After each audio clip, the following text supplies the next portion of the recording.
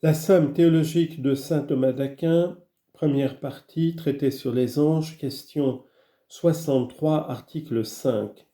Le démon est-il devenu mauvais par la faute de sa volonté dès le premier instant de sa création ?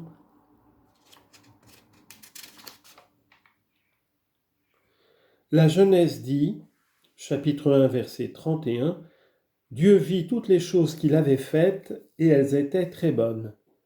Or les démons se trouvaient parmi ces choses. Donc ils ont été bons dans le principe pendant un certain temps. » Résumé. Puisque les anges ont été créés de Dieu, ils n'ont ni péché ni pu pécher dans le premier moment de leur existence par un acte désordonné de leur volonté. Corps de l'article. Quelques auteurs, s'appuyant à faux sur cette parole de saint Augustin, le démon a choisi l'injustice en sortant des mains de Dieu, disent que les anges pervers ont été mauvais dès le premier instant de leur création, non sans doute par le fait de leur nature, mais par un péché de leur volonté. Il est vrai qu'on peut admettre cette opinion. C'est encore l'évêque d'Hippone qui le remarque sans tomber dans l'erreur des manichéens qui prêtaient au diable une nature mauvaise. Mais les maîtres dans la doctrine la rejettent comme erronée parce qu'elle est contraire à l'écriture sainte.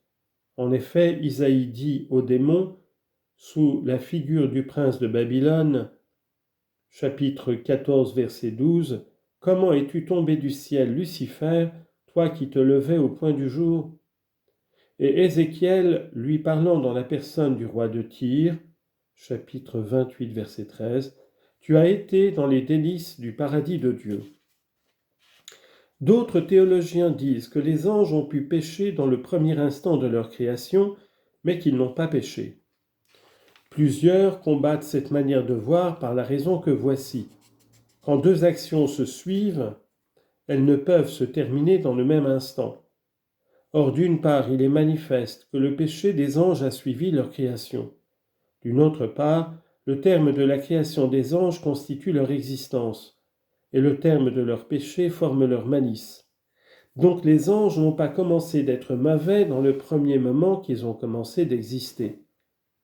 Ce raisonnement n'est pas satisfaisant, car il ne s'applique qu'aux mouvements successifs qui se mesurent par le temps. Quand le mouvement local aboutit à l'altération, il est impossible que l'altération se termine dans le même instant que le mouvement local.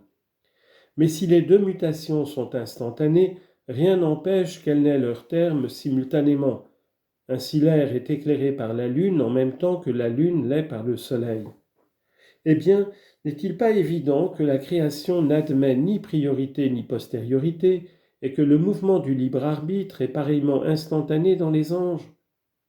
Car les esprits célestes perçoivent et connaissent les choses du premier coup d'œil, indépendamment de toute comparaison, sans jugement, sans raisonnement.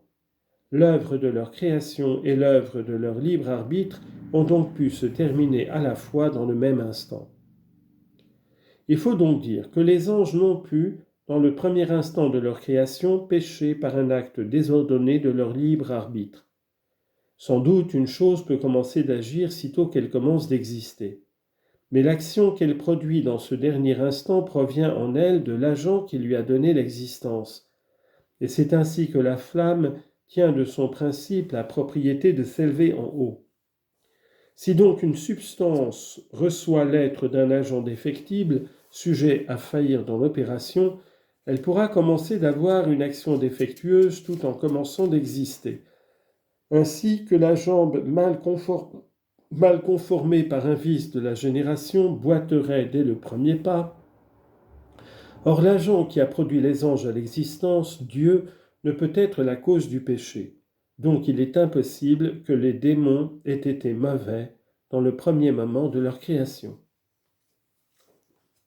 Première objection. L'Évangile dit de cet esprit rebelle, Jean chapitre 8 verset 44, « Il a été homicide dès le commencement. » Réponse. D'après saint Augustin, quand l'Évangile dit du diable « il a péché dès le commencement », cela ne veut pas dire qu'il a péché dès le premier instant de sa création, mais depuis le principe de sa prévarication, parce qu'il n'a jamais quitté la voie du mal. Deuxième objection. Saint Augustin pense que l'informité de la création n'a pas précédé sa formation dans le temps, mais seulement sous le rapport de l'origine. Or, le même Père croit que la nature angélique a été produite informe quand le ciel sortit du néant au commencement. Puis il enseigne qu'elle a été formée par son attachement au Verbe quand Dieu dit que la lumière soit et la lumière fut. Donc la nature angélique a été créée dans le même temps que la lumière fut faite. Mais quand la lumière fut faite, elle fut séparée des ténèbres, qui désignent les anges prévaricateurs. Donc parmi les anges, les uns sont parvenus à la béatitude et les autres ont prévariqué dès le premier instant de leur création. Réponse. La séparation dont parle saint Augustin de la lumière et des ténèbres s'est accomplie dans la prescience divine relativement au péché des mauvais anges désignés par le mot ténèbres. Le grand évêque le remarque lui-même en disant « Celui-là seul a pu opérer cette séparation qui a prévu que les démons tomberaient avant qu'ils fussent tombés. » Troisième objection. Le péché est le contraire du mérite. Or, la nature intelligente peut mériter dès le premier moment de son existence. Ainsi a mérité l'âme du Christ et même les bons anges. Donc les démons ont pu pécher dès le premier moment de leur existence. Réponse. Comme le mérite vient de Dieu, les anges ont pu mériter dans le premier instant de leur création, mais il faut dire, nous l'avons vu, le contraire du péché. Quatrième objection. La nature angélique a plus de vertu, plus d'énergie que la nature corporelle. Or, les substances corporelles commencent leur action dès le premier moment de leur existence, ainsi le feu s'élève en haut sitôt qu'il est produit. Donc les anges ont commencé leur action dès le premier instant de leur existence. Eh bien, cette action fut bonne ou elle fut mauvaise. Si elle avait été bonne, comme les anges possédaient la grâce, ils auraient mérité le ciel. Et puisque dans les esprits célestes, la récompense suit immédiatement le mérite, ils auraient tout de suite obtenu la béatitude, et dès lors ils n'auraient jamais péché. Donc les démons n'ont pas fait le bien, mais le mal dans leur première action, donc ils ont péché dès le commencement de leur existence. Réponse. Dieu n'a établi aucune différence entre les anges, comme le dit saint Augustin, avant la conversion des uns et la perversion des autres. Créés dans la grâce, ils ont tous mérité dès le principe, mais plusieurs, détruisant ce premier mérite, ont mis obstacle à leur entrée dans la gloire et se sont vus privés de la béatitude qu'ils avaient méritée.